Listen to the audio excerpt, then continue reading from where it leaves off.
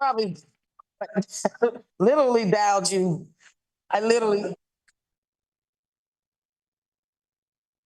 oh, I thought I might have pocket dialed you. You good? See you in the morning.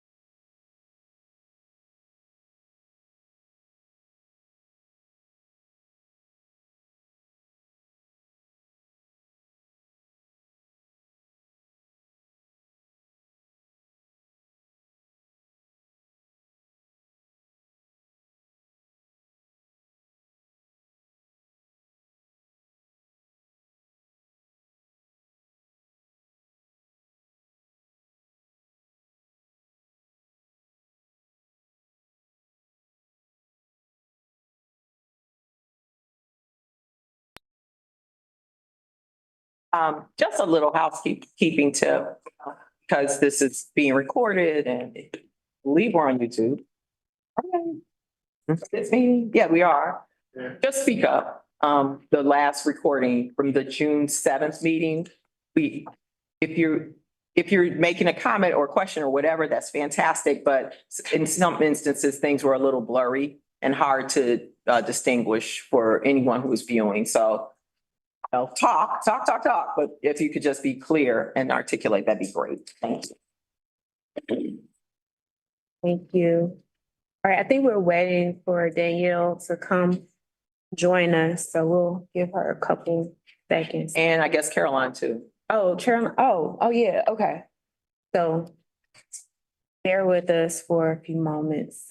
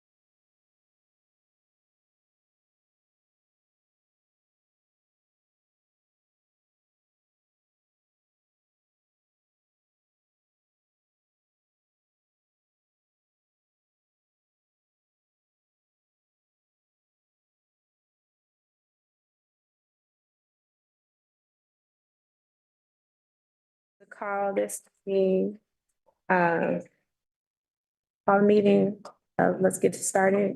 How's it work? Thank you. I had coffee and it hasn't worked. For the moment. But before we get started on the official portion of this meeting with the roll call and everything, I would like for us to acknowledge the 4 victims of the Blue Line shooting that took place a few days ago. Very tragic, very heartbreaking news in our city. So I think we should just have a moment of silence for those folks.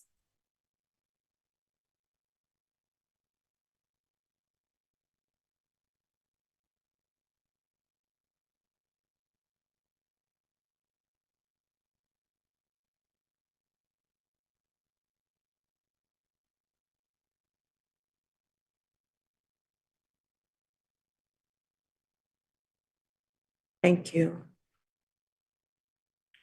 Hearts and prayers are with their families and friends. And with, anyone else who has been impacted here at this stage. So we have a nice agenda for us today. But I guess I'll turn it over to Ms. Greenlee to open us up with the roll. Okay. Robert Castaneda, Here. Sonia Del Rio, Here. Emmanuel Garcia, Here.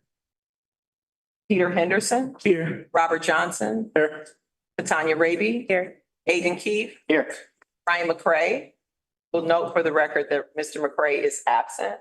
Dr. Ryan Parnell. Dr. Ryan Parnell is absent. Caroline Pavlicek. Here. Tracy Powell. Here. Danielle Stanley. Here. Kirby Scott Vanderwill. We will note for the record that Kirby Scott Vanderwill is also absent.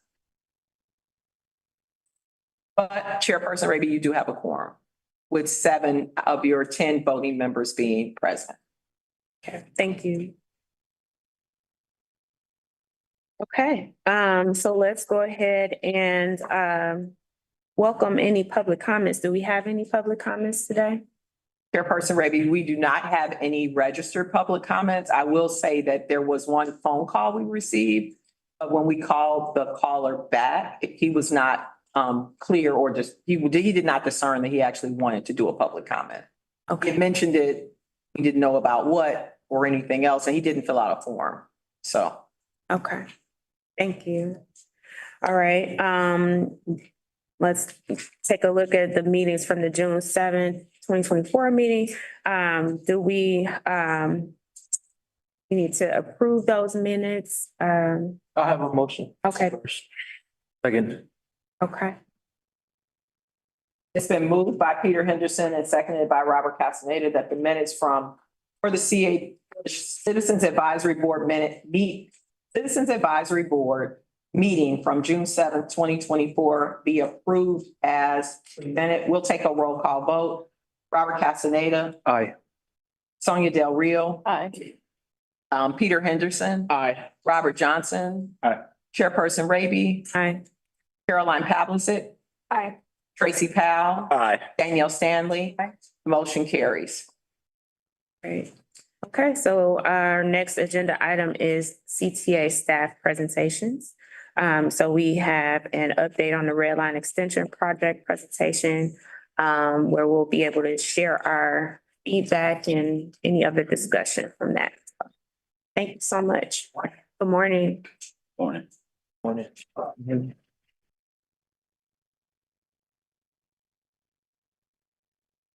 Sure. Good morning. I'm Bill Mooney. I'm your Chief Infrastructure Officer. We met some time ago when you first all joined, and just to give you a little background again, I am responsible for our core construction engineering programs, the Red Purple Modernization Project on the north side, the Red Line Extension Program on the south side, the real estate portfolio, public art, and maintenance. I break, fix, I don't clean. So if it's a broken door at a station, it's me. If it's something else, such as garbage, that's typically somebody else in relationship to that. What we do on maintenance is non-revenue stuff.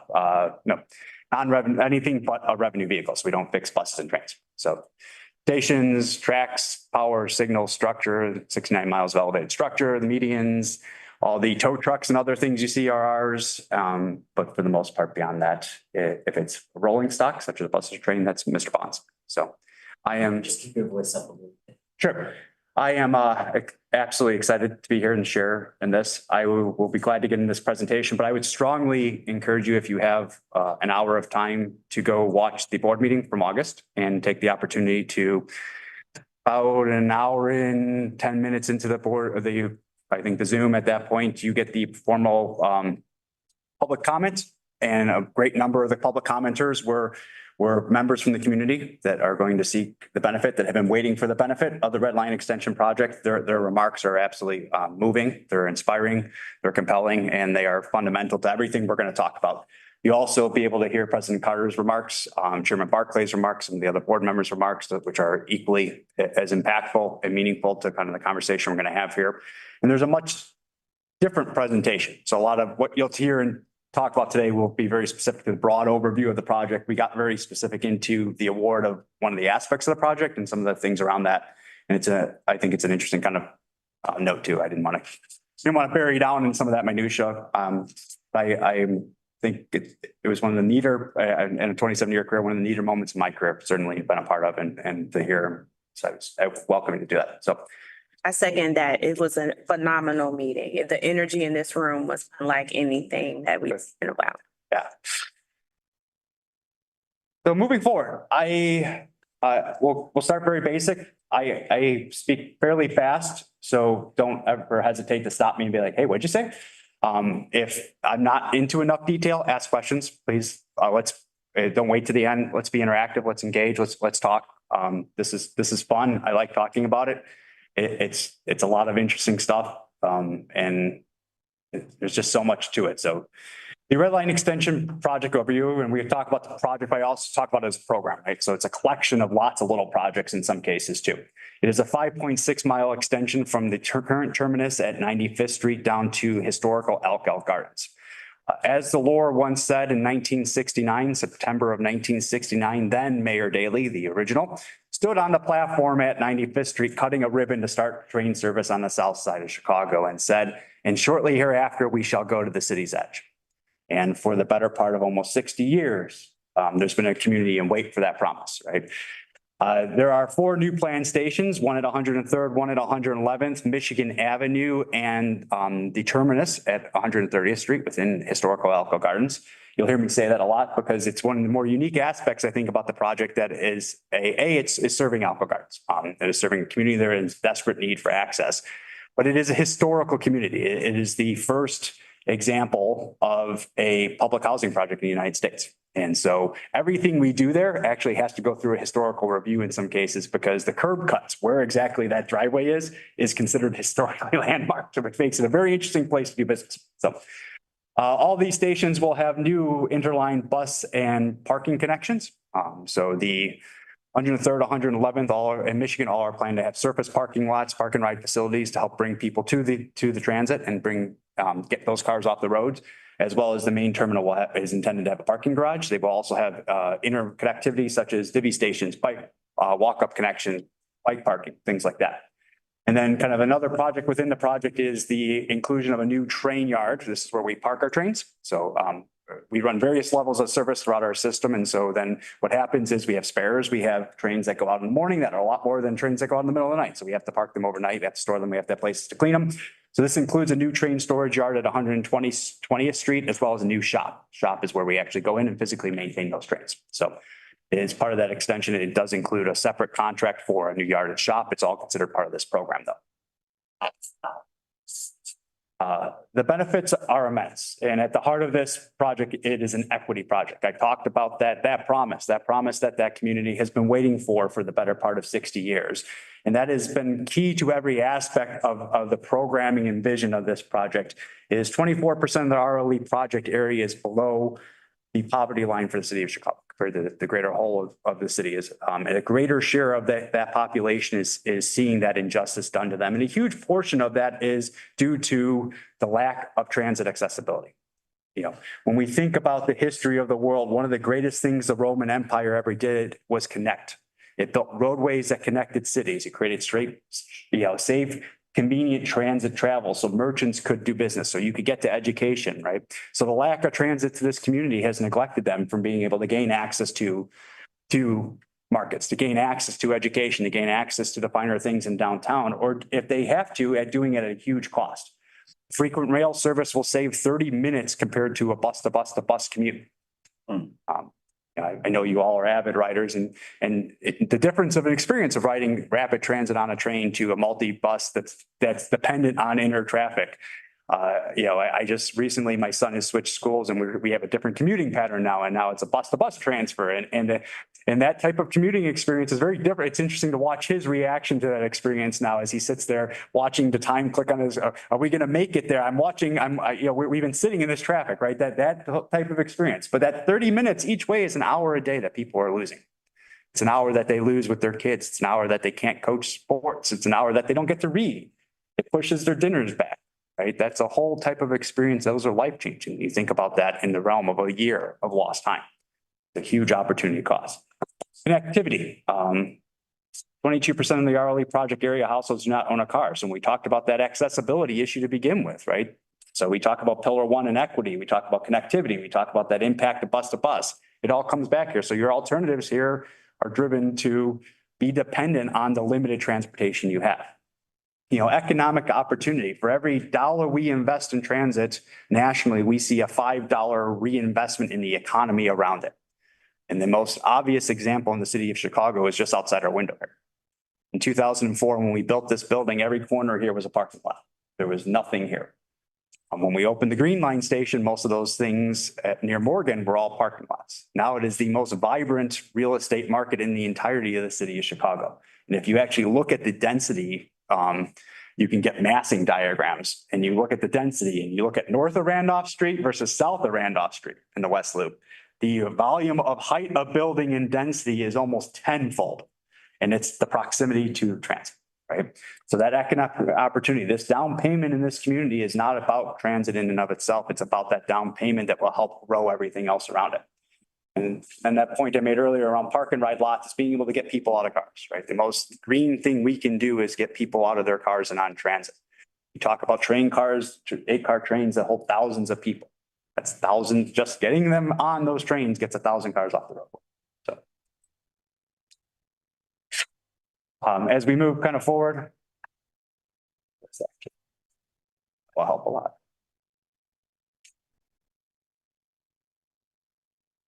Okay. As we talk about all those great pillars of benefit in the higher end, then we get into some of these nuts and bolts things. So when we talk about construction investment, we have a little formula we run that, you know, for every dollar you put in for the program spits out what we talk about: direct construction jobs, indirect construction jobs.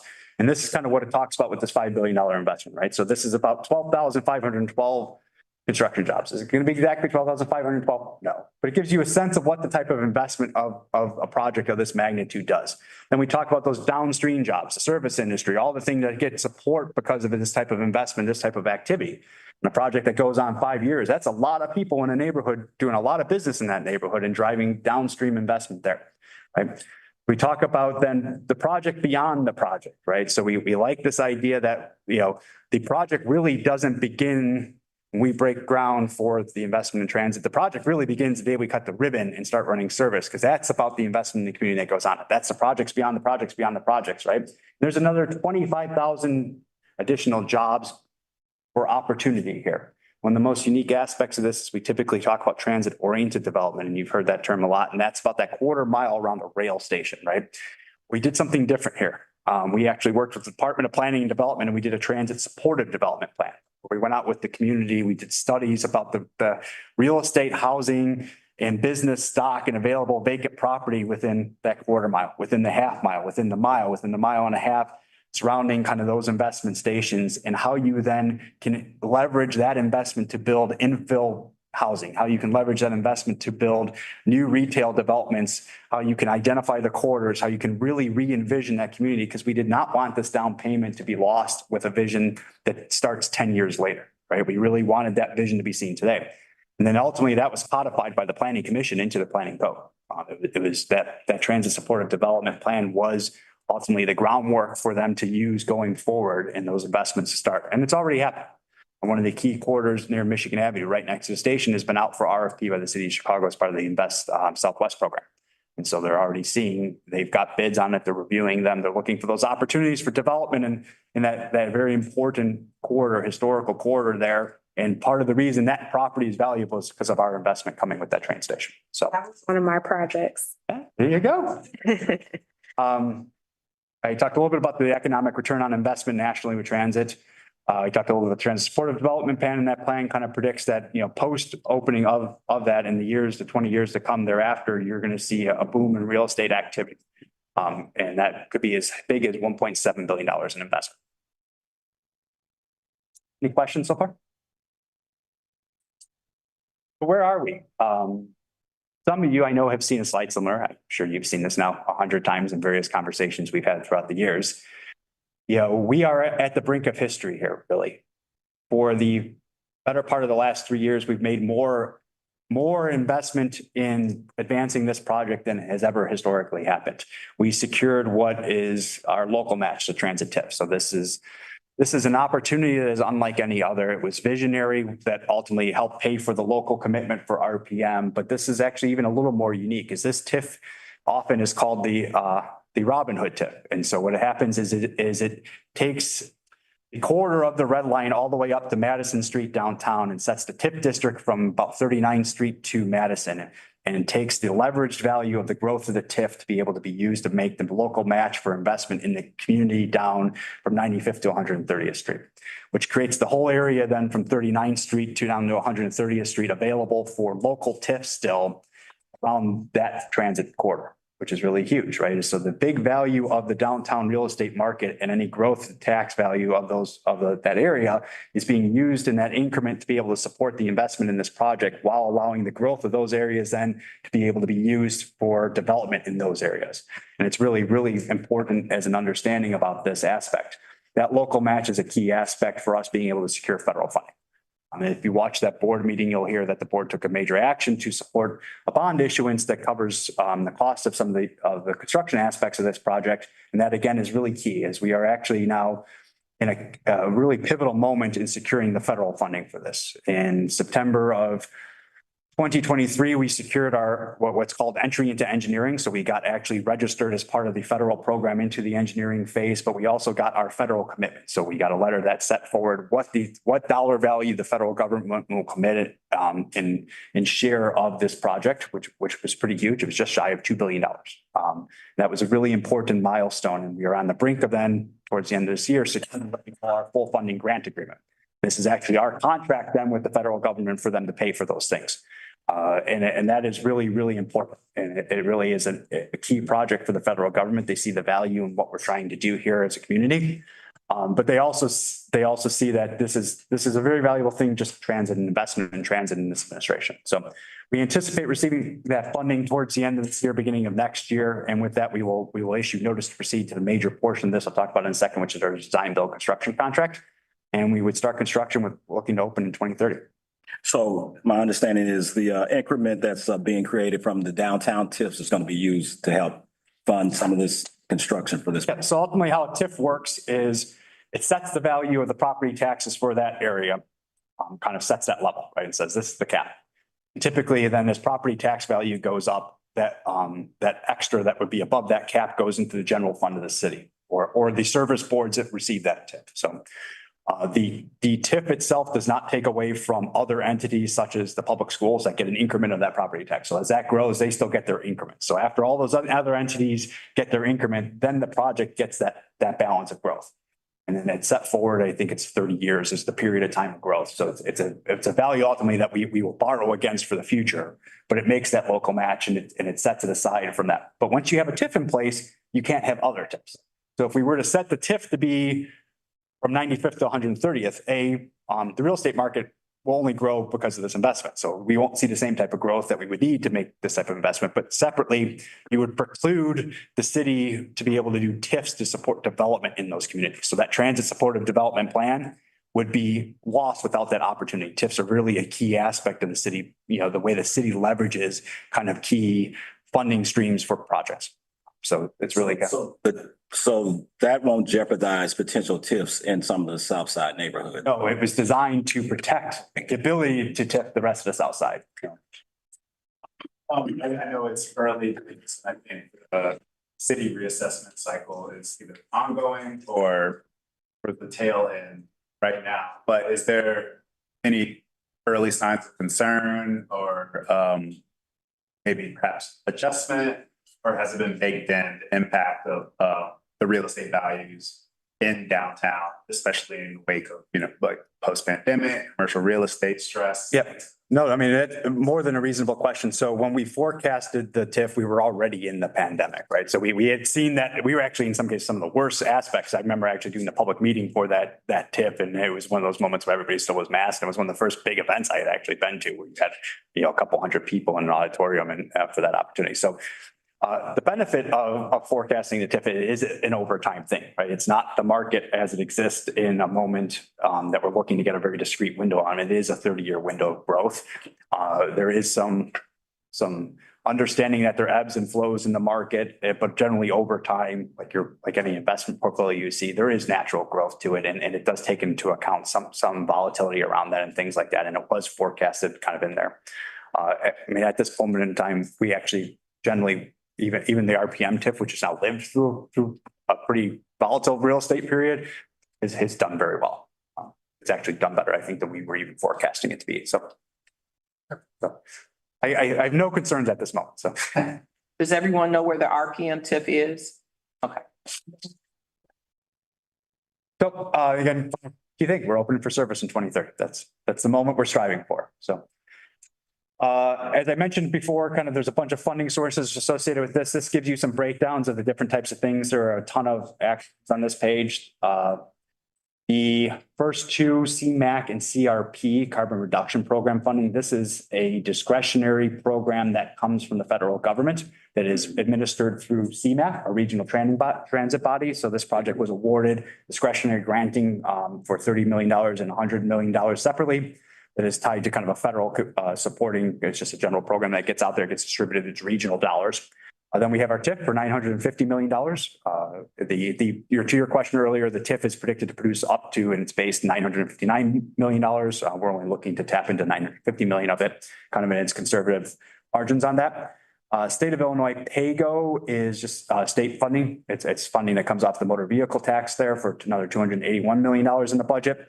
We have a couple small grants associated with some other competitive federal program stuff, but the biggest share is really here at the bottom with that use starts FFGA.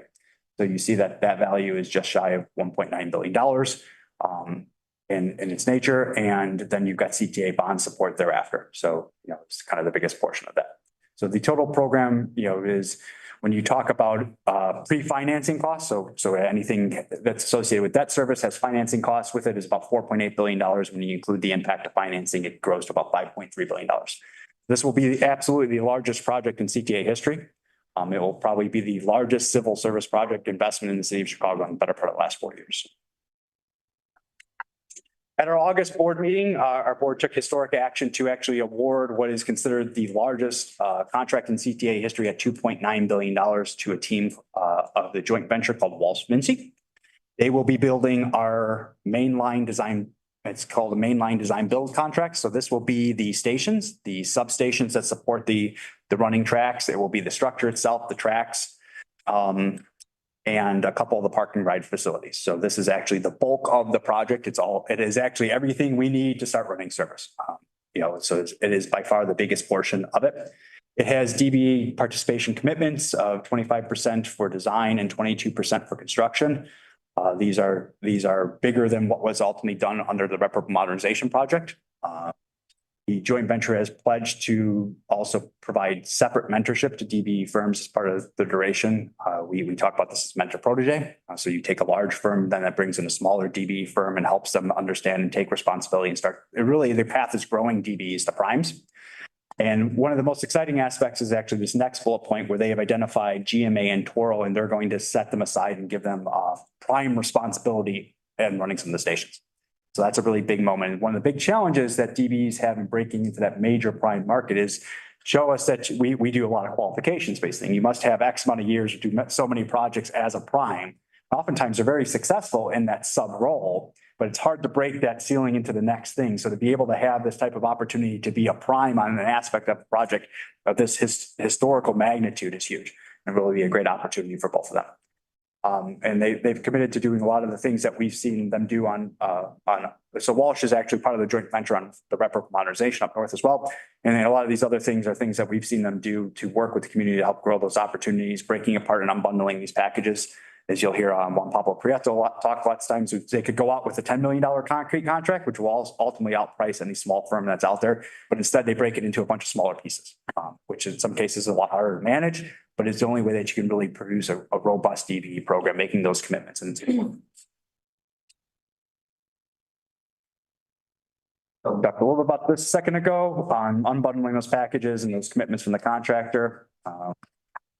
They will also, they have, as part of our procurements, especially procurements of magnitude, they submit what's considered a diversity outreach plan that becomes part of their contractual requirements. It gets weighted as part of the consideration and award of that contract.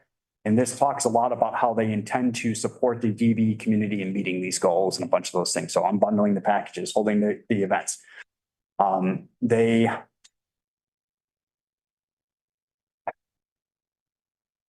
have broken territory on RPM that we never, I think, fully envisioned we could get to. We wanted to be there. We pushed the market. The market fundamentally for diverse business partners on a project of that size and caliber wasn't quite there. But we didn't want to set the market. We didn't want to sit there and say, well, this is where it's at. So that's all they can do. We knew that we needed to help support the DB community in growing to that market. We found a partner who was willing to do that. And I think what's really interesting is here is we're looking to stretch that again. We're going to not only be finishing up RPM as we're moving forward to this, the airport's building at the same time. You've got a historical federal investment. So there's a real opportunity to really change the landscape for contracting, especially on the DBE program. So you see a lot of that opportunity in what they talk about with Mentor Protege, and they talk about the outreach, but we're going to have to add even more vendors that we've never done business with before, vendors that will be coming vendors for the first time, that you'll have people breaking off of prime firms to start their own business and grow it. So. And separate from the diversity outreach on the DBE side, you have the workforce development plan. So this is one of the most powerful conversations we ever have in the community when we go out and talk about this project is where are the jobs? When are the jobs coming? How soon are the jobs going to be there? So the hourly workforce goals for this project include a service area economically disadvantaged goal of 10% for design. It is 35% for construction with a careers opportunity goal of 10% for construction, as well as a union apprentice goal of 15%. Does everyone understand what the service area economically disadvantaged covers? Okay, so we set for us an economically disadvantaged area goal, and that is tied to our service area, which is broadly Cook County. And so there are about 14 zip codes in the area of Cook County that have an average household income of below $40,000, which is the federal limit for what is considered an economically disadvantaged area. So this then sets aside jobs within this contract that have to come from those communities as opportunity. It is unique in that factor that this has been a change that has occurred within this current federal administration. It was something that under President Obama was an opportunity we were able to leverage as a pilot program. We did it actually on Garfield and the Green Line as a project goal there. It was really, we thought it was really impactful. We really liked it. We've worked really hard to get to this, even though the law had changed on us and we couldn't do it. And so we worked in certain aspects of it. But this administration has opened this opportunity up to have, very specific local goals around hiring. And so this is, we set a standard based on our service area, which is a little broader than at the project footprint or a little broader than the city of Chicago, but it is the area we serve and the residents that fundamentally we serve.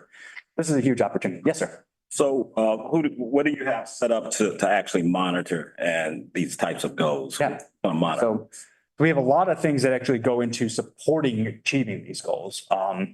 And most notably is we have workforce partners. And if by far I'm not the subject matter expert on this, and I would strongly suggest that at some point you consider one of the topics you want to go through is our diversity programs with Juan Pablo Prieto. And he can go through what CTAs of he's our director of diversity and outreach, and he will talk to you for 2 hours about the type of work that we do in changing kind of the most important work we do in some cases, the taxpayer dollar being reinvested again to make a greater impact than just that brick and mortar investment, right? So we have a contract with a series of workforce partners that their job is to get a community ready to take on these opportunities. And then what happens is the contractor every month has to submit certified payroll. And we physically see zip codes and hours worked for paid employees on the contract that then they have a tracking program and he has a whole compliance group that their whole job is just to make sure the contractor is doing what they're supposed to be doing on this aspect. So, Thank you. But biggest key is getting the community ready for these opportunities. And so we've actually been out for years. We've always saw RPM and the other projects as a gateway for opportunity throughout the city, that these aren't about jobs. These are about careers. One of the other things that occasionally, if you watch our board meetings, are available on our YouTube stream. I'm glad to get some links to Georgette. She can share them with you. Is we actually, as part of RPM, highlight once a month a video of either a DBE firm or a workforce participant from that project that has benefited from the investment of the programs in that project.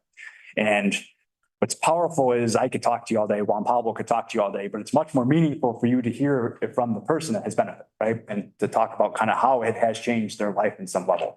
And so I'm glad to share those videos because I think they're testimonial about the successes of these programs. So I think ultimately, I mean, we've always had these types of goals. Many times we in all different areas, state, city. So being ready is really key for people to take advantage, because once the project is up and going, I've seen many times where they say, well, we can't beat the.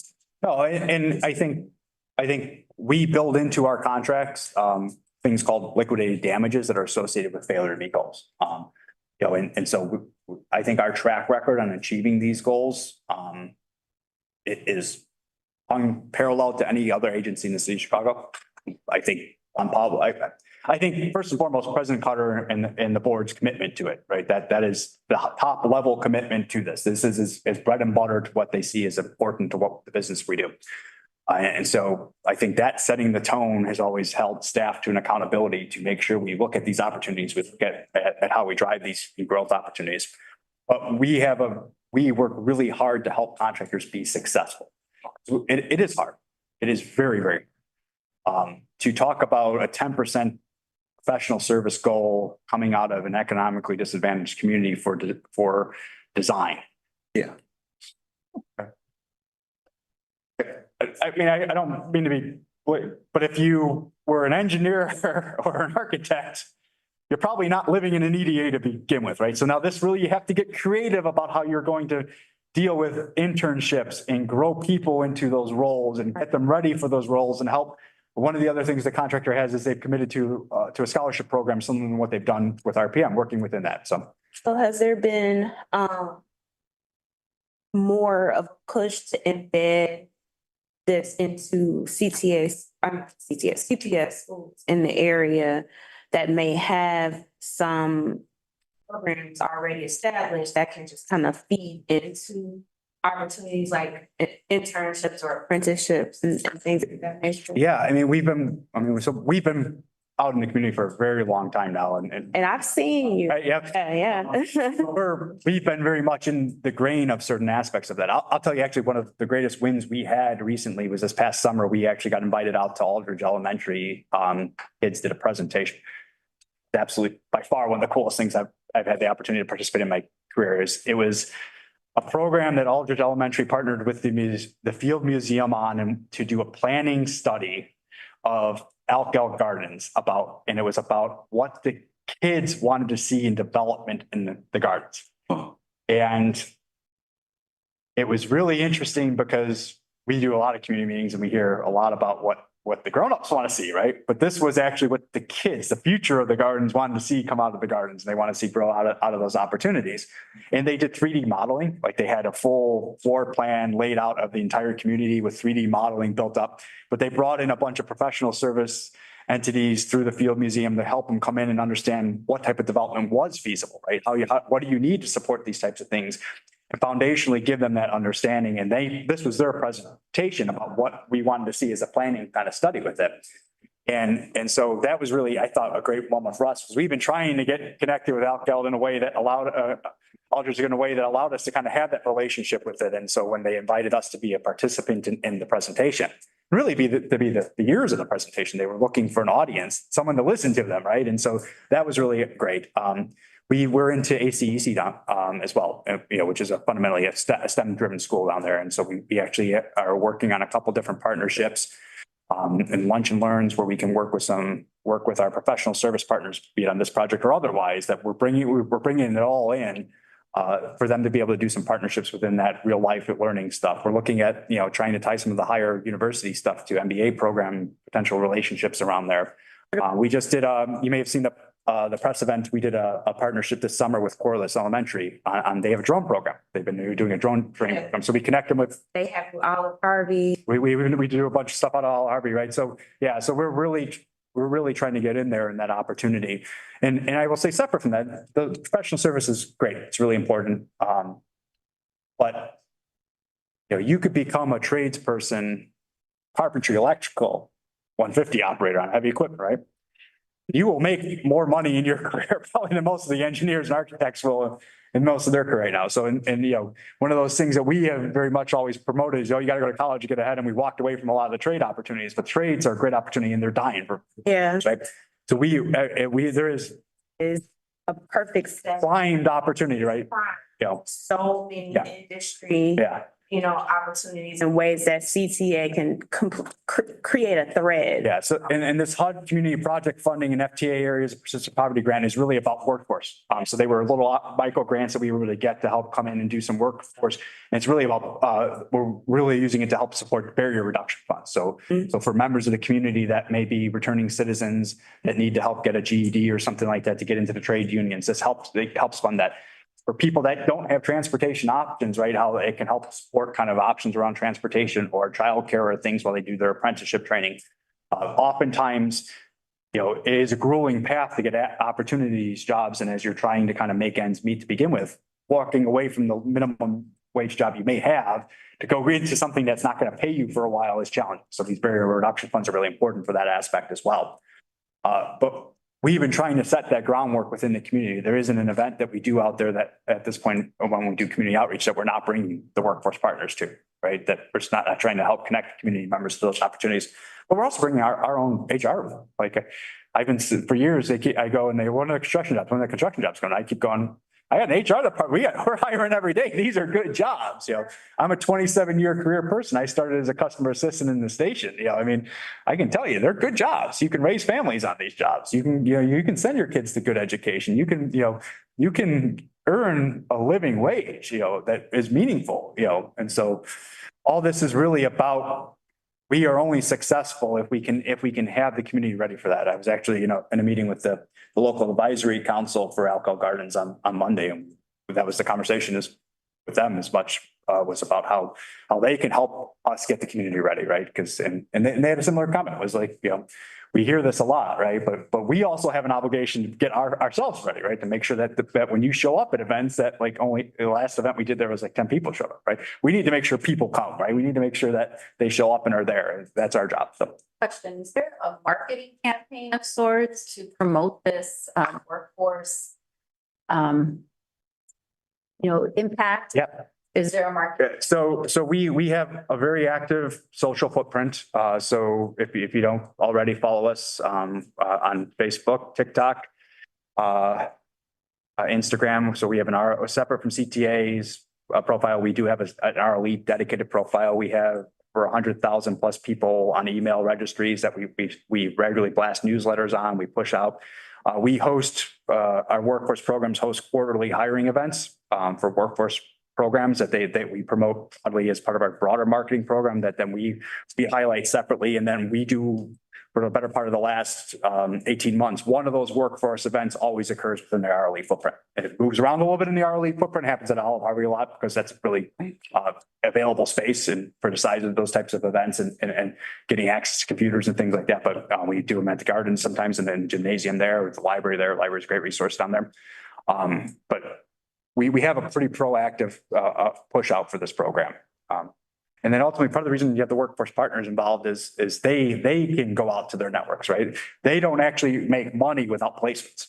Right. Is they don't actually get return until there's investment in a person. And that's not that you just got a couple of people, but like you don't get paid until that person's on a payroll somewhere, right? And so that's really important part of those workforce partners. So on this question, Yeah. like the Chamber of Commerce and the Business Leadership Council, to like the diversity vendors that you need. We are a part of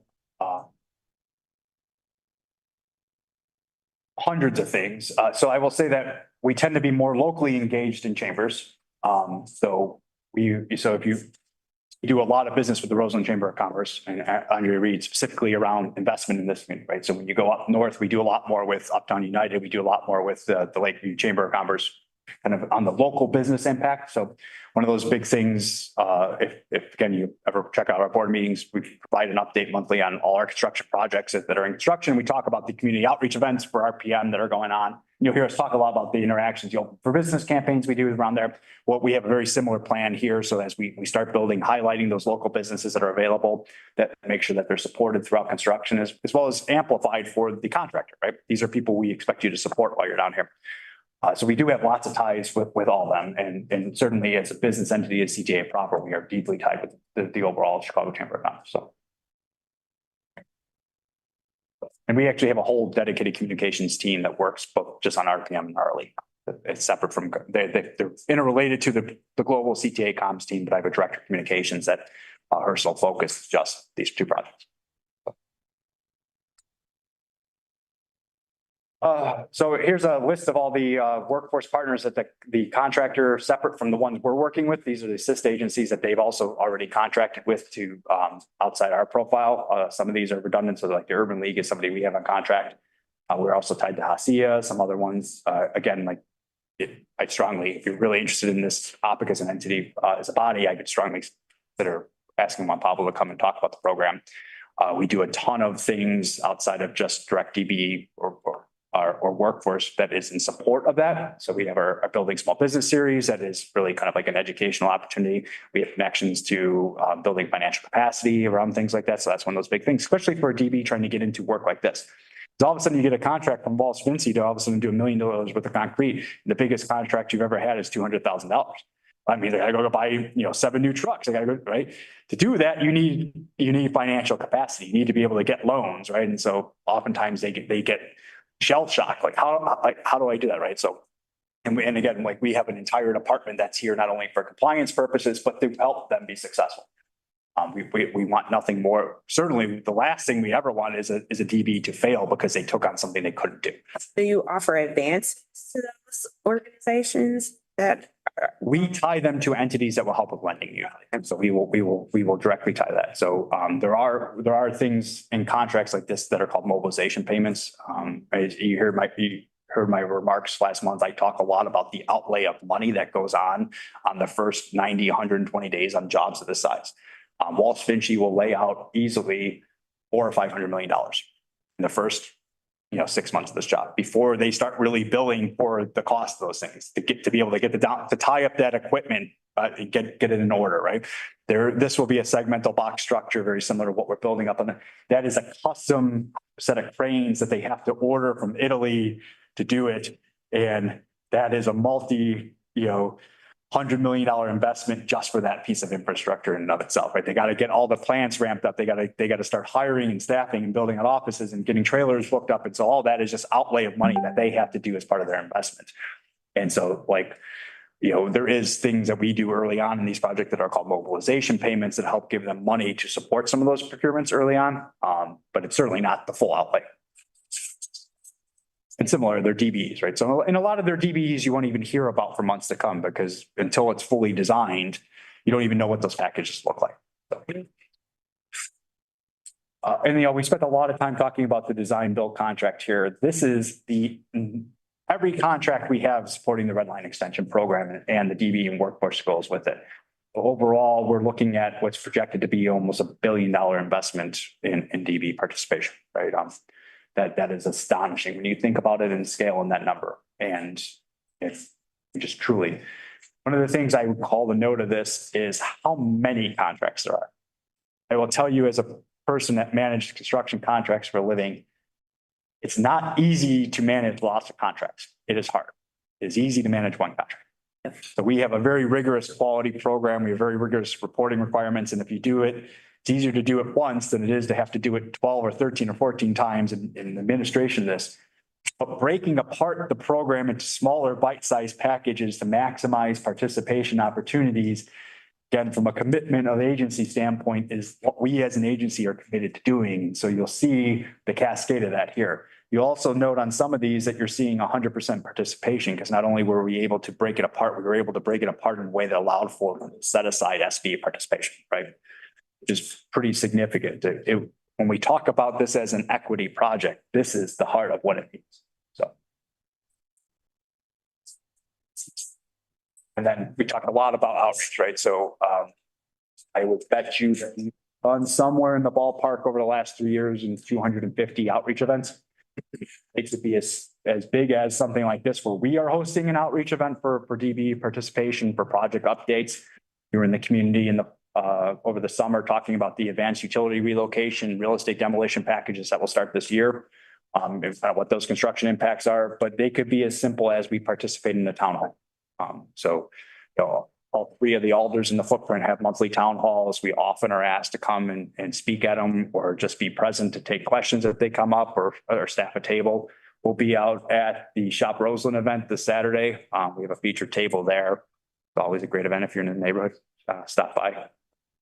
Wife got some soap from a vendor that was like some of the best smelling soap I've ever had 2 years ago. I have a question. Yeah. So the West Loop Green Line stop, right, that a world of difference, as you mentioned, north of Randolph. I feel that's what success looks like. What does success look like with these 5 stops? I would say, The West Loop is the West Loop. no, I would say, I'm sorry. like, go look at the transport development plan. That is the vision for success, and it's different with each stop. Yes. It is not the same profile because each one of those stops is a different service community. So you go to 103rd Street and it's not a major industrial corridor. It is not big business. 103rd Street is a community. So if you want to think about what success looks like at 103rd Street, I would say go up to Francisco on the Brown Line. Sleepy residential neighborhood, walk-up station, people commuting to other opportunities, either going down to Michigan to go grocery shopping. It's, hopefully soon to be grocery store somewhere on that stretch. Or, going up to a medical appointment or going downtown to be able to work, right? You go down to 111th Street, 111th Street evolves a little bit more, right? So you get a little more mixed residential there, but now you start to see more what I would talk about Wicker Park, right? A little more height, a little more growth, a little more business frontage on 111th Street proper, right? And so you'll see the plan talk a little bit about where infill residential flows, where you get 2-story to 3-story residential condo, rental, whatever. This is all also in line with what is the city of Chicago's equitable transit oriented development plan guidelines, right? So the city actually has codified the investment that you can't do anything within a certain footprint of transit that isn't equitable. So, I mean, this takes into the heart of all those things. Then you go further down from there and you ask about what success is. And I would say, go look on Google and say South Michigan Avenue 1970s, and you'll see what success in that area looks like. So the most vibrant corridor in the city of Chicago was not downtown Michigan Avenue. It was South Michigan Avenue. That's where everybody went to do everything, right? And it is a community, an area that is rough and struggling. And we had a photo in the board presentation. I would, and it talks about that, right? We show 1970s Michigan Avenue, we show Michigan Avenue today, and then we show the future. Is it everything in an artist rendering? No. But it gives you some sense of where we're trying to get to. If you have opportunity while you're there, you can go to the Ranch Steakhouse there. It's been there since 1970 in a couple iterations. And it's an entity that every time I go in there and I talk to the owner, we chat, and she says, when's the project coming? We're waiting for you. And we talk about the time frame, and her answer back to me is, God, I hope I can hold on that long. And I hope she can, really, because she has lived through something in the last 3 or 4 years. Is she revitalized that business, invested in that business, reopened it, tried to bring it back, and then it burned down and she opened right at COVID. Like literally it was like March, she opened in April and was like devastated. And then in June, she burned out. She had a fire kind of during the protest. And so then she had to come out of the ashes again like a phoenix. Now she's just hoping for that growth and that investment to be the place you go eat on, for Sunday, So, and then you go further south to Alcal. Alcal's a whole other thing. It's a whole other type of community. It has which is so interesting about it is when it was built, it was meant to be self-contained. There is a big rotunda of shops in the center of Alcal Gardens that used to be the barber shop. It used to be your grocer, your bodega grocer. It used to be where it has, I think it's 3 different public schools on the property. It has a library, it has its own post office. I mean, it was meant to be its own self-contained community. It was built for African-American veterans returning from World War II that ultimately were going to go work in the Pullman plants or go work in the steel mills as housing for them. But it was meant to be self-contained. And as such, then it is surrounded by industrial areas that then had never been developed beyond that, right? And so it is orphaned now. It's this lost community. And so what does it look like there? I'll be honest, I think they're still trying to figure that out. I think you talk to them, they'll say, we need a grocery store. Yep, right. That spot right outside the station, that's a grocery store. We need a grocery store. But beyond that, what does it look like? But I think ultimately the goal here is not to drive community away. The goal here is to create base for community to grow. So Connectivity. connect. I think that's the biggest piece to all of this because the area of the city is not connected. Right. And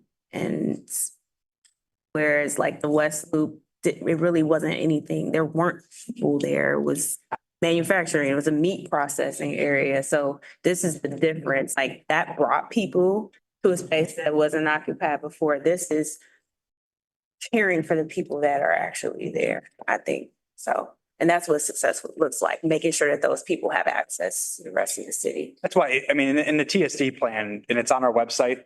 So if you go to the CTA's website under projects, RLE has its own tab. You can read about the project and see presentations.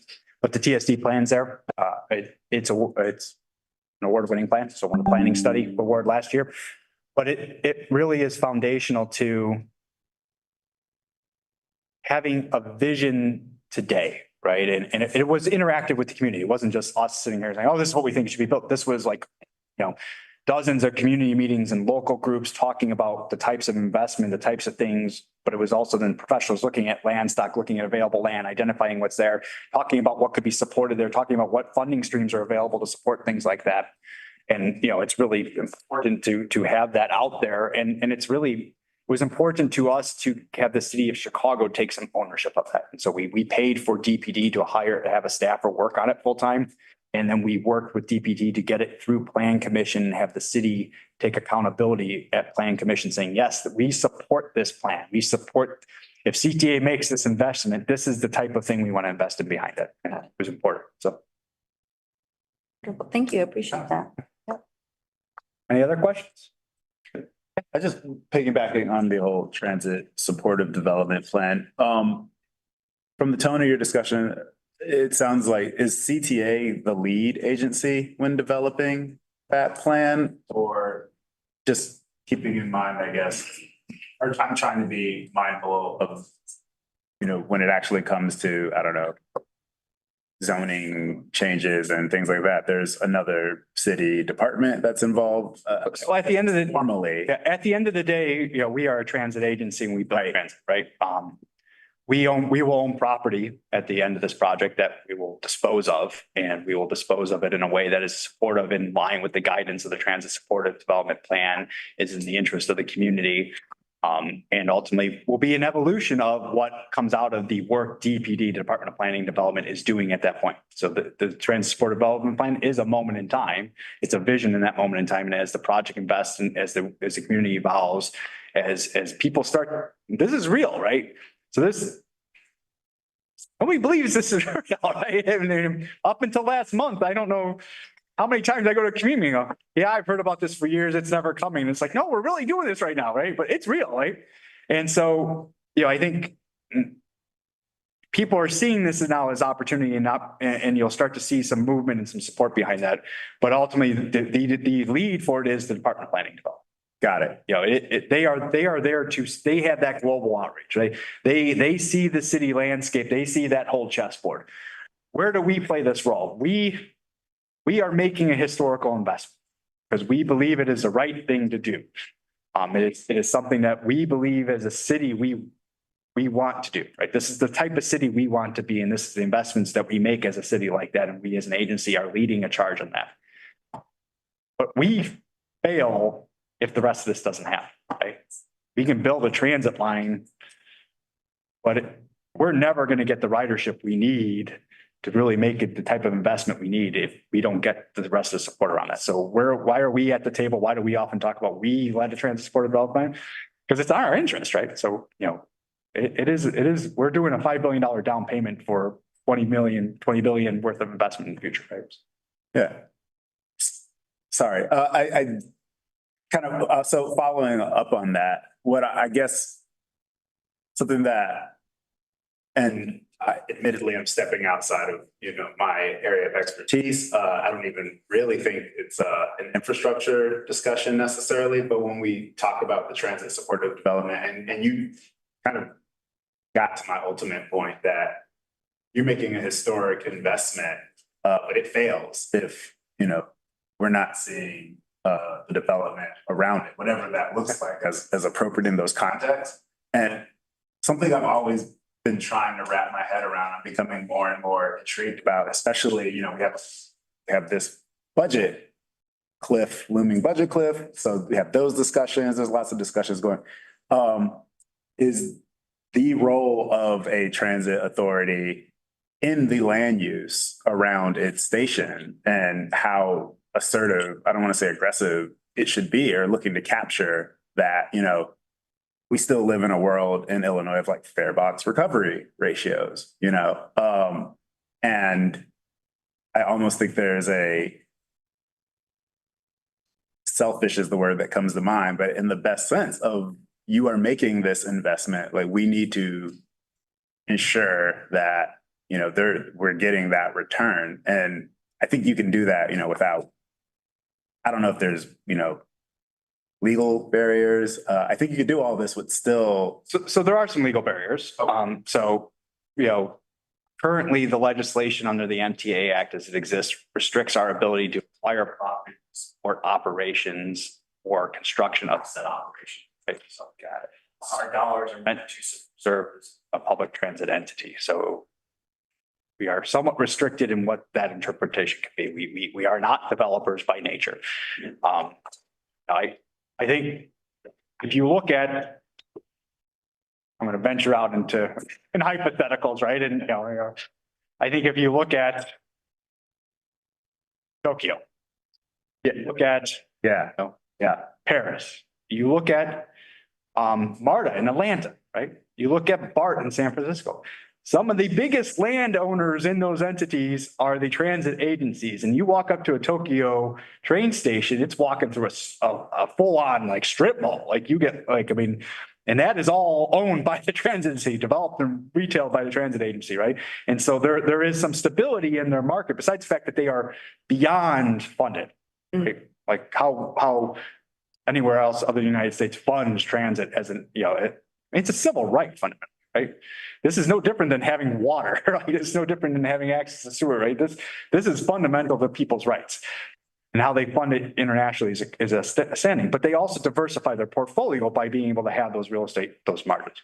We support some real estate where we have concessions, we have some things that are incidental to transit, but we often don't take on development in and of itself, in part because of that restriction. I think we, as we talk about a vision of future for transit, that is part of the vision we're talking about. I think you've heard President Carter talk about. I assure you, Chairman Barclay is certainly interested in it himself as a way to kind of. And similar to what you're saying, right? It's in our best interest to make sure that the property around stations are built and developed, especially dense, right? The more people you can put to get on a train is only in our best interest. Thank you. Yeah. So somewhat related to that, I see in the project benefits, you expect a bit over 3,000 new infill and rehab housing units. Just to put that in relative context, how many, do you have a number on how many like housing units already exist in that same area that 3,000 some odd figure would be coming from? We do.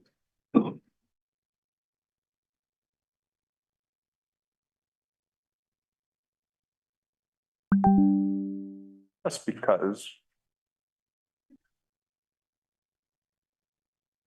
So, as I mentioned, Redline Extension webpage, and I don't have it off the top of my head. I have an immense amount of worthless information in my head at times, but like you've tapped into something that I don't readily have available. But if you go to the Transit Development Plan, and you talk about infill housing and something like 103rd Street, right? You talk about this, it will take you through the station areas. And you look at graphics like this, and those highlighted orange areas are properties that are identified for infill housing within the footprint or business development, or depending on those areas and the specific relationships to those things.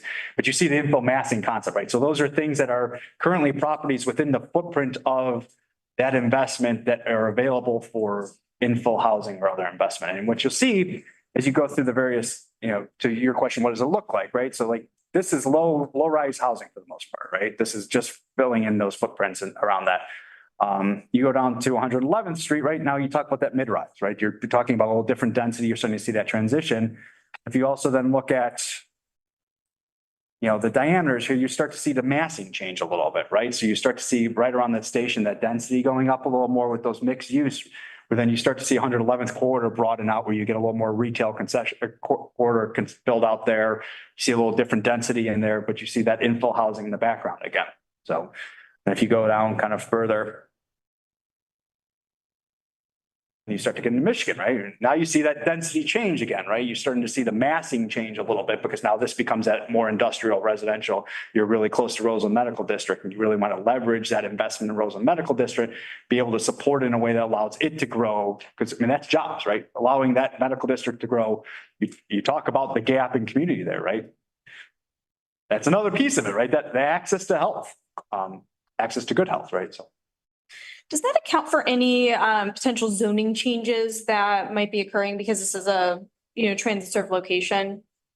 Ultimately, all this will require some level of zoning for a lot of this, right? So, I mean, I will tell you, we're rezoning a whole lot. So we actually are zoning the entirety of the property we're buying for T district, which is transit zoning, in that. So, but as this moves forward, and, and the community and the alders and everybody starts looking at these individualized things, those properties are going to have, as you see what's supported, what comes forward, they're going to have to rezone certain things. Your groupings of vacant parcels may have been R1 residential, right? Because they may have been low rise from 100 years ago, right? And maybe what it's zoned and nothing's happened, it probably hasn't been rezoned. But how you want to get some density, you want to do multiple rise. Now you may need to rezone for R3 or for mixed use, right?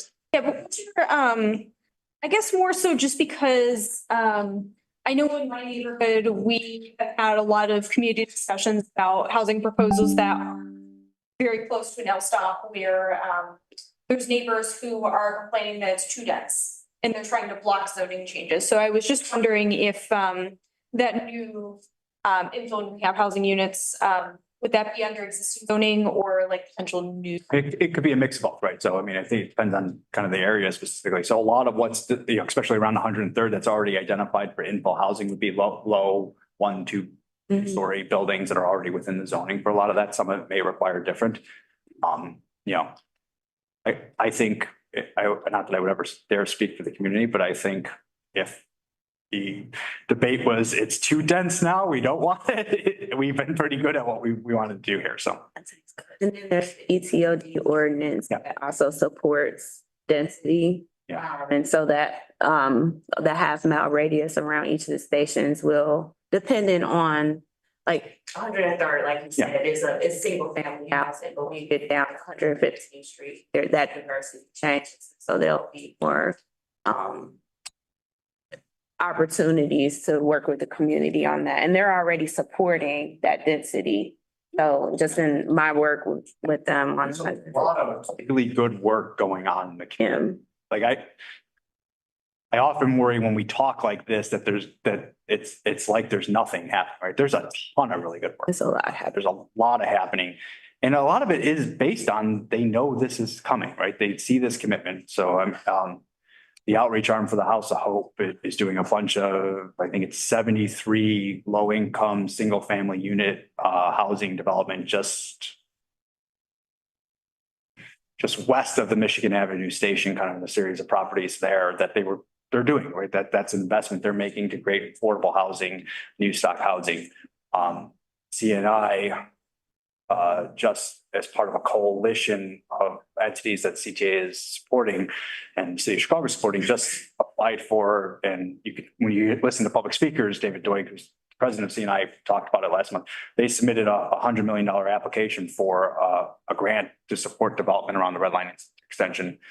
It's called the MacArthur Grant. MacArthur Foundation is actually based out of Chicago. We never actually see the money in Chicago, it goes everywhere else in the world, but they do once a year, big investment grant that goes out for kind of visionary projects, right? And so between what our they really see it as our investment and that new incubator, high-speed hub coming out kind of in the old steel, like there's a couple major happenings here that this now is ripe for this type of investment.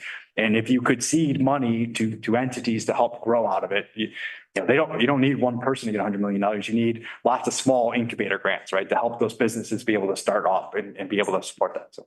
I had a question. I mean, obviously we're not done with this, right? We've just started, and construction hasn't started yet, but I wonder what lessons have you learned already about projects like this? We haven't had, this level of like investment in new rail and new stations probably for the last, I don't know, you know this better than I do, but. So CTA's never built a line extension.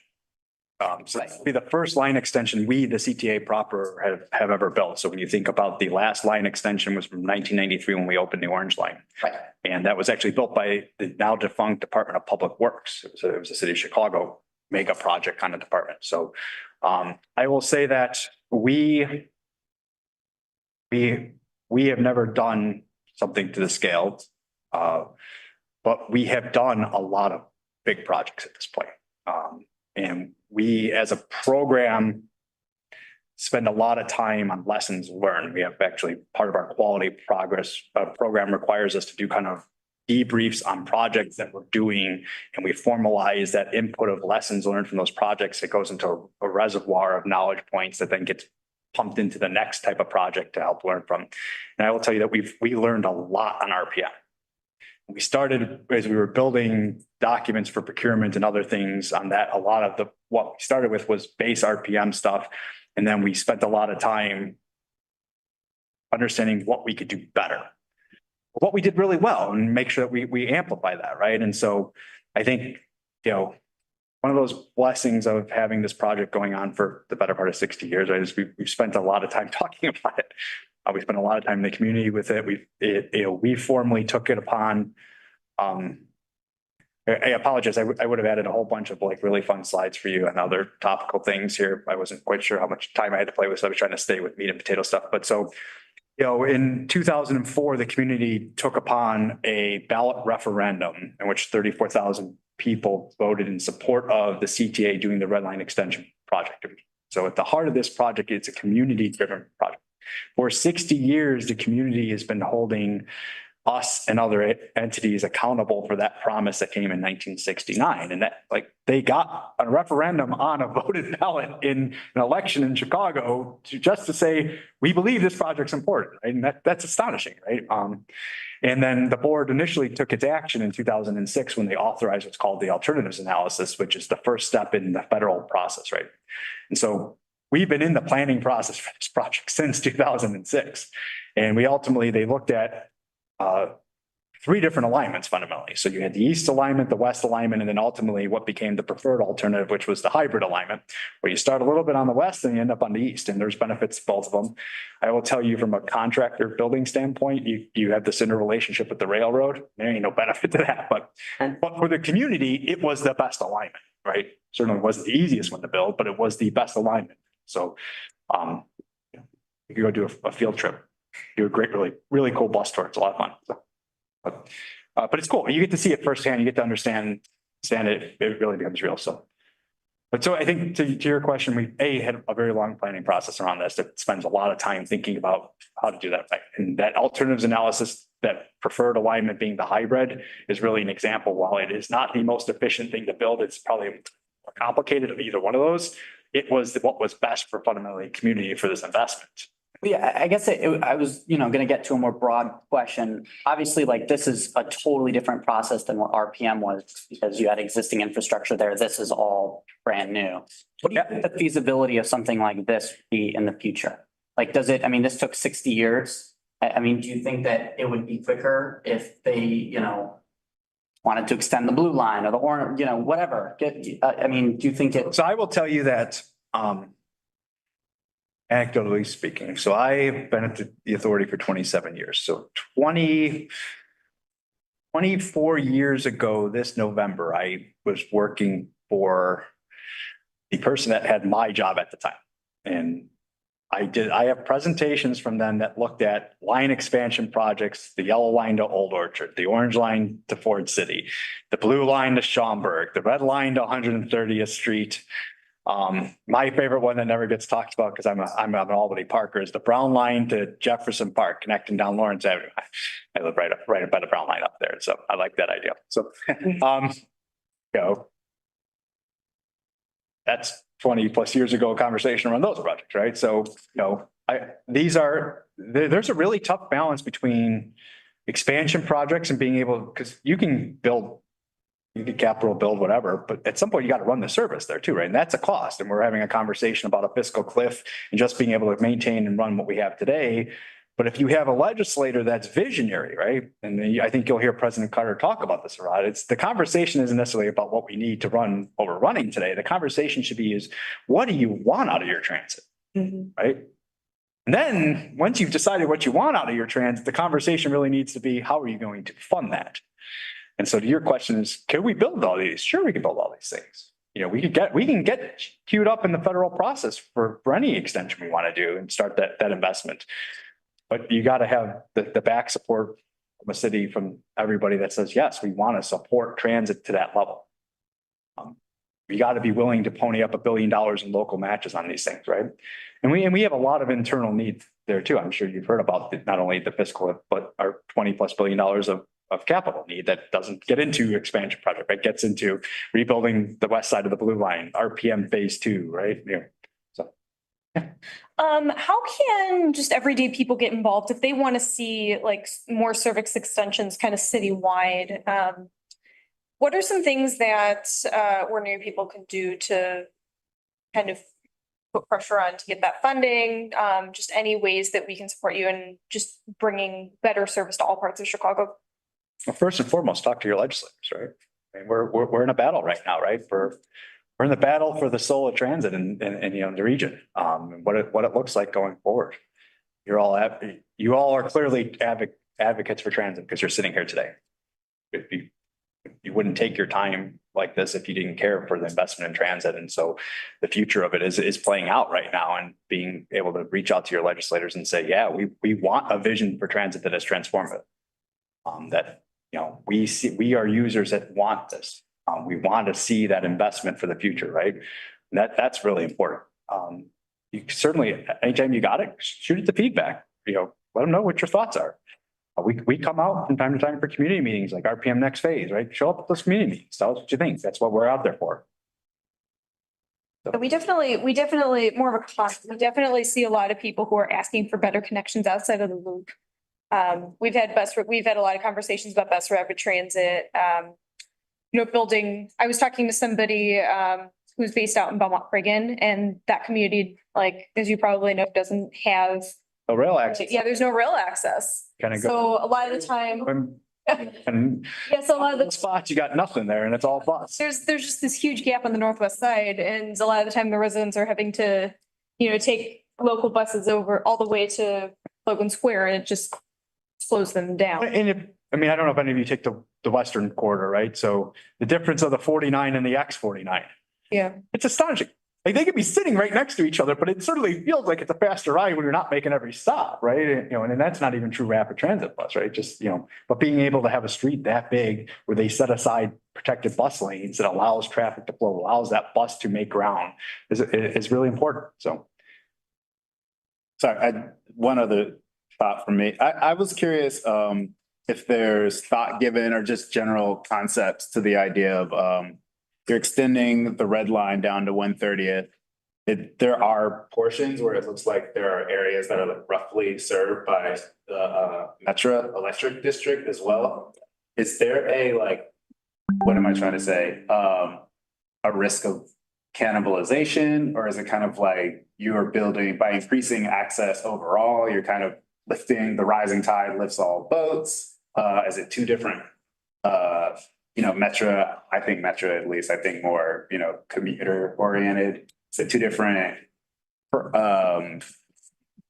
populations that we're looking at, just general consideration to that, the two different lines that seem to be, two different service boards, but roughly. I'm never gonna get invited back if you just keep letting me randomly talk about it. Anyone take the blue line northwest side?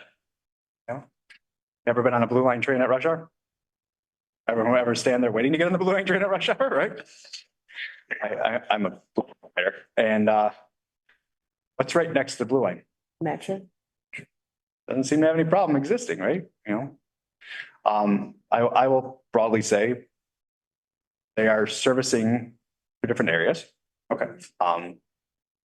There is, if you look at red line going north, right? Metro runs right there too. Brown line going northwest. Metro runs along most of that, right?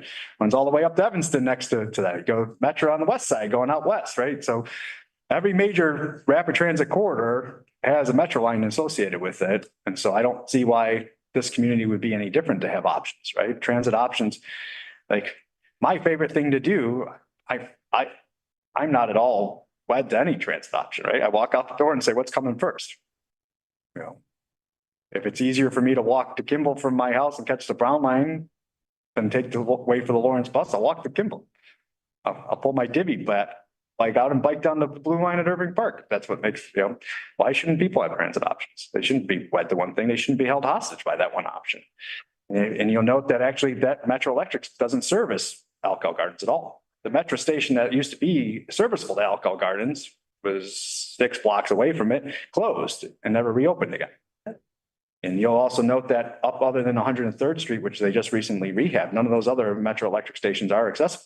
Yeah, So there's a portion of that community that would never have access to that. Those, some of them just reopened. yeah, right. Some of them just got with the, Well, they sit like this, then they kind of go like this. There are servicing. When you say accessible, you mean ADA accessible. Okay, thank you. and then, and they didn't really put any emphasis on making them open and available until the, Pullman National Park got recognized as So a. you saw that investment Yeah. right there at 111th Street. Right. So this. Walmart, you got the Method Factory, you've got Yep. the bank, big complex down there, Pullman, US Bank and all. West Bank Pavilion and And so Metro's Fill out. been ignoring this community for a long time. There's no So, reason why you can't have both. They are yeah. Both things. they serve differently, right? One of the most interesting things when you look at the ridership patterns on the south side of the red line is it is local traffic, right? The greatest amount of travel on that is inter-branch travel. It's people that get on at 95th Street that go down to the Jewels over at 87th Street to go grocery shopping to get back on and go back to 95th Street, right? So there's no reason why that a corridor can't have that same local traffic involvement while still being able to go downtown. Well, if you feel like the best travel day for you is to go walk over to the Metro Electric and catch the downtown as well, right? But it's limited in where it's going to too, right? The world of opening that happens on the CTA is different. You can get to anywhere in the world using CTA, literally, both of the airports, all of that. Metro doesn't necessarily. I don't think that they need to be either or. I think that, Yeah. I certainly just don't feel like they need. You look at the demographics of the city, you look at how the city works, they run each other all the time. Yeah, service both. I mean, when we started getting shared ridership on Metro, a year ago, whatever it was, that we had the joint agreement where we would honor others' passes. It was the first time I ever took Metro. I had interest, CTA person, born and raised. And it's not like intuitive either. You gotta It's, kind of know how to work it. I guess it depends how you grew up. I grew up right at CTA, so it's a little different. But now I like occasionally, if I'm coming down on the, to work and I come off the bus, I look at my Ventra app, and if I know what my walk from the Grand Blue Line station here is, and I, where I get on the Blue Line, there's a Metro stop right there, and I know exactly how long it takes me to walk. If that Metro train's in less time, I'll grab the Metro train because it's faster, right? But people should have those options. They should have that flexibility. They should be able to make those choices based on what's best for their travel patterns. So, especially if we want a society that is transit dependent, that we really want to support, less car ownership. We want to support, that density. We want to have as much option, right? We, especially younger generations that seemingly have no patience for anything anymore. So no bad saying. I don't have patience for anything. Other questions? Questions, comments? I have one about park and rides. How big are they going to be and how are you deciding how many spaces are, necessary for each station? So the ridership model for the planning process for this to get into the federal planning process requires paper that goes from like the floor all the way to the ceiling that you submit that, and there are lots of volumes of things that the word plan at the end of them, but you do a predictive ridership plan based on how you think the traffic patterns will occur. And a certain assumption is based on cars coming to stations, and it assumes a stock of parking, but doesn't prescribe it to any given, doesn't say 103rd gets 472 spaces and 100. It says these stations consist of this many parking spaces that it's left to the design builder to work with the sites that are available to figure out what the best fit of those sites, but that many parking spaces needs to be provided between them. 103rd and 111 have a shared parking number to them. Michigan is slightly different. We actually don't do, we pulled the parking lot out of the project because of that investment that's going on there. We didn't want the site to be constrained by a parking lot. And so we've kind of said to the city as part of the development is whatever scraps left, we can add parking. We could work with you on parking if you want parking for your development. Like we're not like, we don't care. Like, so it's a little more prescribed that. Parking garage assumes somewhere in the 300 and change parking just by the size of it, the base case layout. But the model that predicts the ridership has a certain quantity of parking associated with it, just for the assumptions that are there. So, but it's ultimately left up to the final design to kind of decide how many go in each spot and how it gets laid out. Peter Henderson. I didn't have any questions, but I have a few comments. One of the great presentations, I love the red line extension.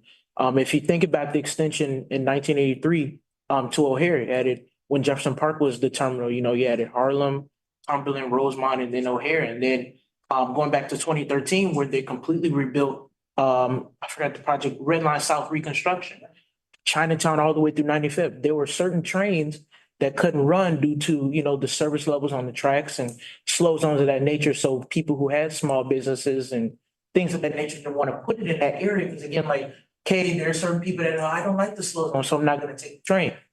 When it reopened and then the 95th rebuild, when the terminal opened in 2019, it was just another investment of what, you know, CTA is trying to do and bring those people together. So again, this is really good and I enjoyed it. I'm glad to see that we're partnering with different people.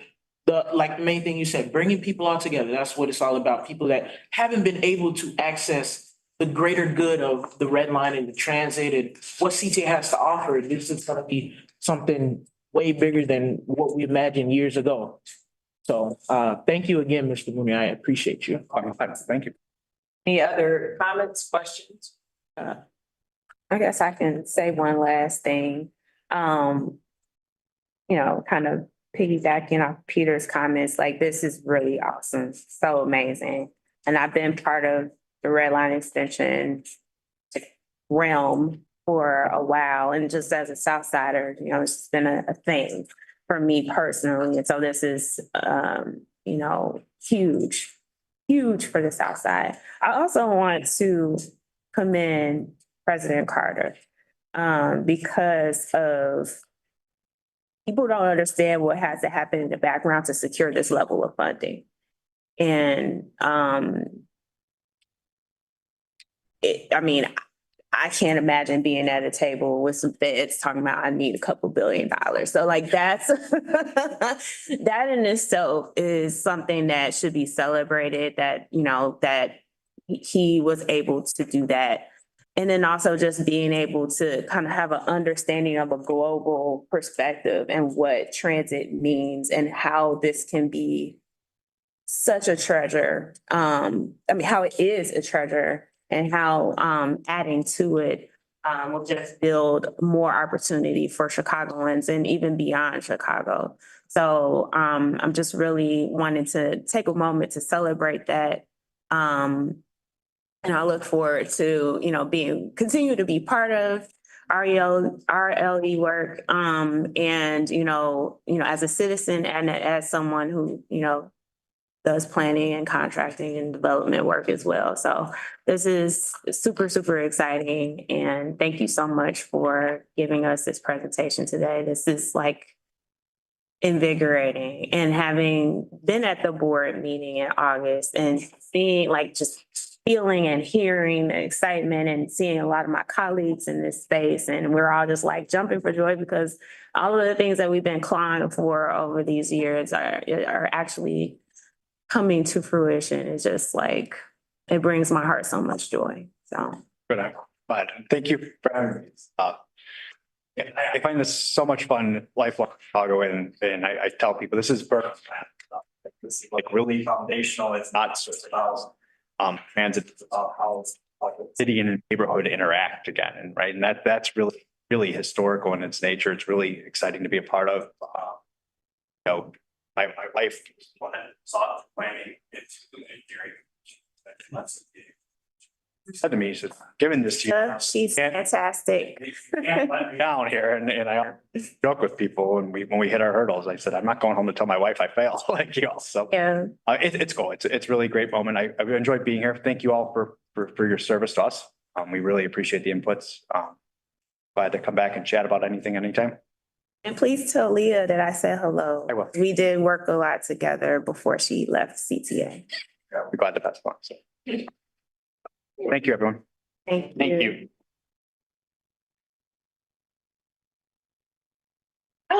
Whew, yay. That was great. So next on our agenda, we have Citizen Advisory Board Matters. I know last time we chatted, we talked about just our interest in the frequency of meetings and like trying to, think about like different subcommittees and ways that we can be more supportive to transit in the city and, kind of thinking creatively about our role. We do have officially 1 year left on. So I did copy the survey results we got. Okay, fabulous. Take one and pass them down. But this I think we got results from Ryan McCray, Aiden Keefe, Caroline Pavlovic, Rob Johnson, Rob Castaneda, Scott Vanderwill, Peter Henderson. We have a few that we still need results from. But the X's indicate the committees that you said you wanted to work on CAB. And then on the next page, you have to actually imagine the page of the tape together. Sorry, didn't tape it, but we have the CAB mission, short-term goals, long-range goals, and the frequency of meetings. So I think at this point, the CAB is set up to start having, at the very least, Zoom committee meetings about issues or topics that they want to explore. There is a lot of meat that has been suggested as it relates to things that could be a part of the mission statement for CAB.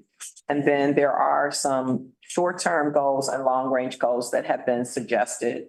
Short-term, I think we said 6 months, and long-term being, over the next couple of years. So it'd be great to get feedback or to have the information from our other CAB members. And I think also the committee, I said this at the last meeting in June, but it looks like definitely the cadence of the number of meetings per year could be moved up to about 6. Yeah, that sounds good. So would this then be something that is, I'm sorry, That is a public comment. Oh, okay, so we'll just, let us finish our conversation and then we'll circle back around, okay? Okay, great. So would this then be something that would be that we would restructure in the bylaws? Like, is this like something that would shift any of that so that the next group coming in after us would also kind of follow this? Or is this something that would be specific to the structure of the way that this current group? I'm gonna leave bylaws to Kent Okay, on Zoom. I'm gonna take a stab at it though and say, no. CAB is must meet quarterly, but can meet as often as they want. And that's what the bylaws say. gotcha. That makes sense. Thanks. I just wanted to mention. I agree with that. We can take a look at the bylaws, but I think you have the authority to meet as frequently as you choose. Okay, thank you, Kent. Sure. Okay. So now I'm like, thinking about what the next steps look like for this information. Maybe we can talk about this. I think we need to have a follow-up conversation so that we can present, come back to the table with everybody and kind of sort through what this looks like. I know we can't do it in executive session. No, but the other thing that we flushed out, at least with Kent, is that we can do within the Open Meetings Act, smaller Zoom meetings. Those also need to be public, depending No. on size. No, they can, as long as they are under the quorum level. Oh, So okay. that is, so for example, for some of the committees, that would be a way to pull the committees together, to actually converse with CTA staff if there's something that the committee wants to bring back to CAB for an agenda item at a later date or something like that. Yeah. So there's some flexibility there. We didn't get any flexibility on the email addresses at all. So we're still constricted to basically you all can email me and I can email you back. And that's basically where we're at with that. But there is the wherewithal to have, you know, very small number substantive conversations. The number of voting members we have right now is 10. So the quorum is 6, which means it would have to be less than that. That could actually do a small. Okay, that's helpful to know. Public meeting is a majority of a quorum, and that would define the size of meetings that would not be public. So. Okay. That's super helpful. That helps us move. Well, at least in smaller committees, Yeah. smaller bite size, Mm-hmm. narrowly constricted in terms of subject matter and content groups. It allows the wherewithal to explore whatever CAB wants to explore. Gotcha. Okay, so then, I'm gonna ask everybody, are you guys okay with, me and Rob and Georgette kind of like sorting through this a little bit more and then presenting it to you guys like via email? And then, so I do want to make sure that we establish the new cadence, whatever that looks like. But would it be okay for us to vote on that via email, or do we need to be in person to vote on the cadence of the meetings? You can vote on the cadence of the meetings here if someone wants to move, or Yeah. you can bring it back for a vote. No, we can do that now if everyone else is comfortable with that. But I think the other issue is like, then we'll need to start considering the dates too. And is that like, maybe That would be- follow up on like what dates we would meet? Yes. Because we have one meeting currently scheduled for December and then we don't have anything scheduled in 2025 yet. So if, let's say we pass a motion today to move to every other month, like we would have to, like, I don't know if that would be that we bump that existing meeting up to November and then we make, you know, meetings in 2025 to match that schedule. We would have to like modify our. Yeah. Please. And I mean, because we've already established the dates up until the end of this year, No, we would just have to do a public notice. yeah. The Right. Open Meetings Act requirement on you adding meetings just requires that, like, we put out a public notice in January for 2024 for all your quarterly meetings for this year. When we add meetings or we change a meeting date, we just do a newspaper notice of the change. And then we also have a public way that we have to post it. But that is what happens. So if you, for example, say, oh, well, we want to have a meeting in October. It is a matter of coming up with a date. So that may take 4 seconds, but we have a certain number of days within which we would have to actually publicly announce that that date had been added. Will we need to vote on it before we can go through with that, or is that just something we can do via email or something? Do you have to vote in order to add a meeting? I don't think you have to vote to add a meeting. It's just, we just need to, and the reason I asked that initially is that so that we would have time to address our calendars and kind of, maybe we can do a doodle or a poll or something so that we can throw out a few dates, which one works the best for everyone. The logistics of which date works for the majority, I guess, would be more in my office, the board office, polling you all, that wouldn't be left in your lap. Yeah. So, you know, you may decide today by consensus, yes, we want to have an October meeting, or someone move and is seconded and it's by consensus. So that is kind of how you could move on that. Or you could do what Ms. Pavlovich said, and say, listen, we'll just do this for 2025. And I'm okay with that too. I just wanna, whatever the group, whatever we all decide, whatever the consensus is, then we go with that. So, can we open it up for a vote just on for the cadence? If one of your members wants to move, sure. Just a question before we entertain that. How does this impact committee meetings as well? Because we're talking about two different things. Yeah, what are the thoughts on that? Yeah, so my thinking is that the committee meetings would be but outside of whatever that date is. I mean, unless the committee decides that they do want to meet on the same day, I think if that's more flexible. And I would imagine that it's okay to do those via Zoom. And, that I guess would add to the flexibility on that as well. So I think what I hear you saying is you're suggesting that the committees decide how often they meet? Yes. Or is it going to be committees are expected to meet?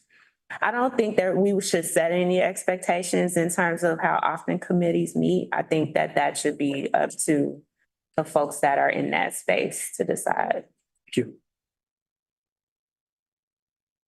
Everybody cool with that? Okay. All right.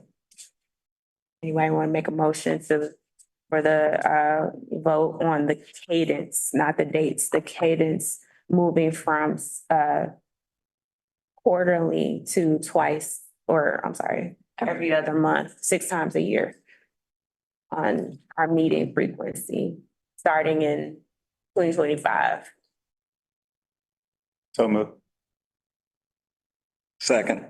It's been moved by Robert Johnson and seconded by Tracy Powell that the cadence of the Citizens Advisory Board meetings move from quarterly to bi-monthly. Is that right? Yeah. Beginning in January of 2025. We'll take a roll call vote. Oh, right. We'll take a roll call vote. Robert Castaneda. Aye. Sonia Del Real. Aye. Peter Henderson. Aye. Robert Johnson. Aye. Katanya Raby. Aye. Caroline Pavlovich. Tracy Powell. Aye. Danielle Stanley. Aye. The vote passes. Okay. One more board matter that is actually an ethics matter, and I'm gonna ask that you take one and pass one down. It is ethics season here at CTA, and there are 3 ethics forms, acknowledgement forms that we need back from our CAB members, and the materials are also being handed out to you. One is for our annual appointed board members ethics manual from the state of Illinois. The other is for discrimination and harassment prevention training. And the last one is for sexual discrimination / bystander training as appointed board members to the CAB. This board, along with our ADA board, along with our regular transit board, all have to be in compliance with the ethics standards that have been mandated by the state of Illinois and by the city of Chicago. And we are in the process of doing ethics training company-wide, doing through the end of October, but because we won't see you again until December, we do need to get the acknowledgements back from CAB members. Okay, so you need us to sign these today? And that would be great. And then our new board administrator, who some of you all met this morning, Keziah Tataf, who's at the front desk, will be collecting them as you leave the meeting today or leave lunch.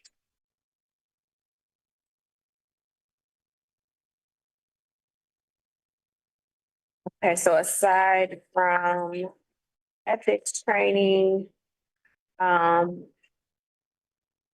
think that's it for Citizen Advisory Board matters. Are there any other concerns from our board that might not have been addressed or that needs to be looked at? Anything else? Okay.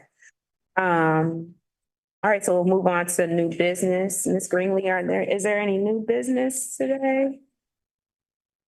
I was gonna say, Madam Chair, I just wanted to just acknowledge, a few months ago, we had a presentation on safety and security for CTA.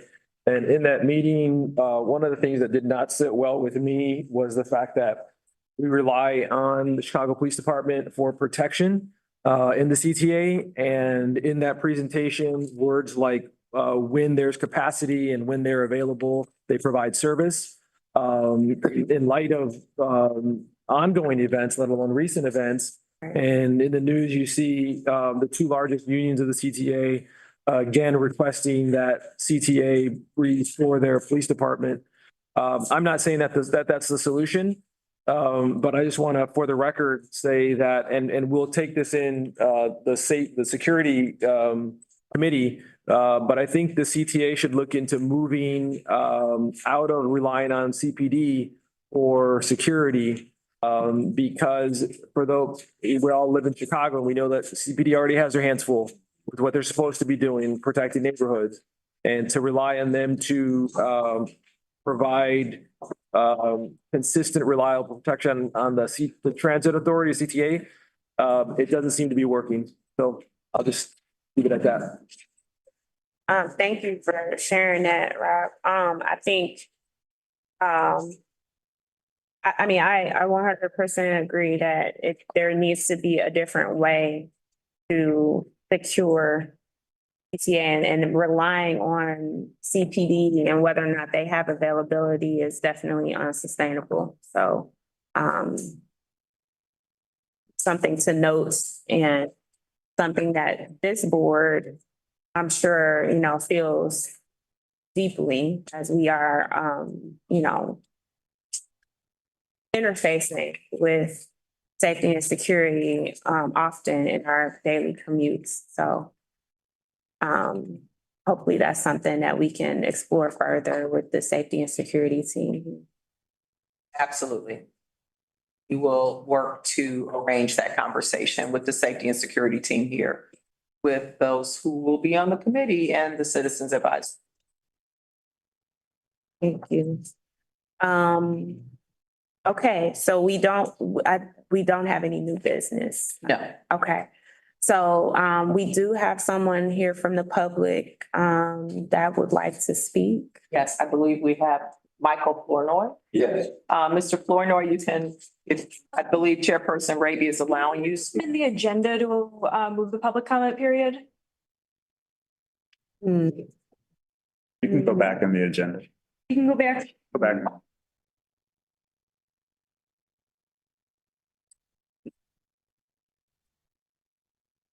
Mr. Flournoy? Mr. Flournoy, you have 3 minutes to make your public comment to the Citizens Advisory Board. 3 minutes. Your time starts now. Okay, good morning, Advisory Board, Michael Flournoy. I'm here with the orientation. I hope to do 30 minutes, but I'll try to compress the key points into 3 minutes. Emeritus operations being what they are. Mr. Duval Carter is obviously subdued. Age, length on job, at all. But to retain him is a pride thing. It's an African-American pride, City of Chicago pride. What needs to be done, in my opinion, as a troubleshooter corporate, is that the department of the CTA needs to be restructured. It's here to utilizing Mr. Duval Carter as any other executive director, as the president, quote unquote, a title, a position, authoritative ideology. However, it needs to be expanded. It's a 20,000 employee operation, and their executives that number beyond 1,000. 1,000 millionaires, that the president and his role needs to take a model that was once the Harris Bank model, big thing with a little big inside. Gary Coleman, Emmanuel Lewis. It was headed by Philip Delaney, he was president. They decided to go to the new Buffalo and Church Guru corporate ideology, which is chief executive officer and the chairman of the board, along with the president of the company. This is where I think the CTA needs to go, to retain itself and its merit and its function and its privileges. That if they do this, if you succeed, one thing gets to go next circle operators, he gets a vice president, he gets a senior vice president, and he gets executive vice president. These people can collaborate on any and all ideas that shooting through him like a nucleus. This chief executive officer is there to aid the financial processes. As chief executive officer, financial officer, and the chief operating officer, which is like IBM, Microsoft, Hewlett Packard, you numbers you where you need people operating these numbers. After that, and I hope to volunteer for the CEO so that I can. Mr. Flournoy, you're at 3 minutes. Yeah. So if you could please wrap up your comment. Okay, the next officer is the chairman of the board. The board chairman has the vice chairman. Also, his inner circle, which would be 25 people or less that he influences and they counterbalance operating the CTA. In this case, you're talking about the red light district. I'm from Brook. I just left there right now. There used to not be a damn right expressway. Okay, Mr. Flournoy, that's time. Yeah, thank you. Thank you. Michael Flournoy.